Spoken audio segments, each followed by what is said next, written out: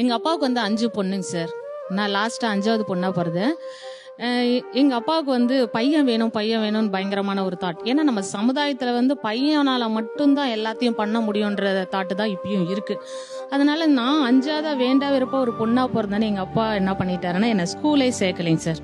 அதுதான் என்னோட முதல் அடி.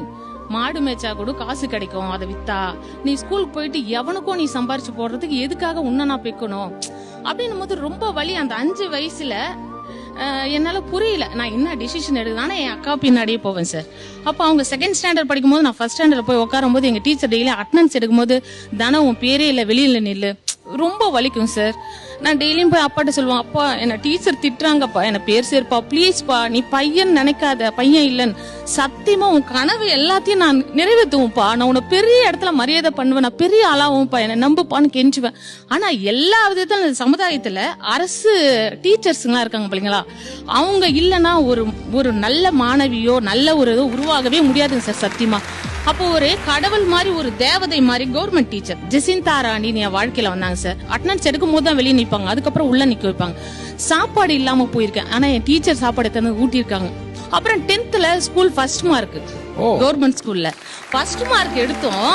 போஸ்டர் அடிச்சு ஊரெல்லாம் ஊட்டிட்டு இருக்கேன், ஆனா நான் மாட்டுக்கு தண்ணி வாங்கி ஊத்திட்டு இருப்பேன். ஆனா எங்க அப்பாவை பாப்பா ப்ளீஸ்பா 11th படிக்கிறேன், வேணாம் போதும் இதோ நிறுத்து. அப்ப ஒவ்வொரு வாட்டியும் இந்த சமுதாயத்துல ஒரு பெண்ணும் போராட வேண்டியது இருக்கு சார். கண்டிப்பா போராட வேண்டியது இருக்கு. இன்னைக்கு நான் தலைமைச் செயலத்துல ஒரு தாசில்தார் கேடர்ல இருக்கேன் சார். இவங்க ஸ்கூல்ல கள்ளக்குறிச்சியில படிக்க வைக்க வேணாம்னு சொல்லி அவங்க அப்பாவை பல பேர் கம்பல் பண்ணி ஊர்ல இருக்கணும் சொல்லி படிக்க வைக்க வேணாம்னு சொல்லி டிஸ்கனெக்ட் வரைக்கும் பண்ணிட்டாங்க, படிக்க வைக்கல. ஆனா ஒரு அரசு பள்ளி டீச்சர் தான் கண்டிப்பா வரணும் இவங்க அப்படின்னு சொல்லி ஜெசிந்தா டீச்சர் தான் இவங்களை இன்னைக்கு படிக்க வச்சாங்க. அது ஜெசிந்தா டீச்சர் போல பல டீச்சர் இந்த உலகத்துல வாழ்ந்துட்டு இருக்காங்க. அவங்க எல்லாருக்கும் மிகப்பெரிய வாழ்த்துக்களை சொல்லணும். ஏன்னா நிறைய நேரங்களில் அரசு பள்ளியில் சரியா வேலை செய்ய மாட்டேங்குது, அரசு பள்ளி இயந்திரம் சரியா இருக்க மாட்டேங்குது, அரசு பள்ளியில் இருக்கவங்க வந்து ஓபி அடிக்கிறாங்க, டீச்சர் இருக்க மாட்டேங்குதுன்னு பல விஷயங்களை பல புகார்களை பல விமர்சனம் வைக்கிறோம். ஆனா அதே அரசு பள்ளி தான் இன்னைக்கு ஒரு தாசில்தார் உருவாக்கி இருக்கு.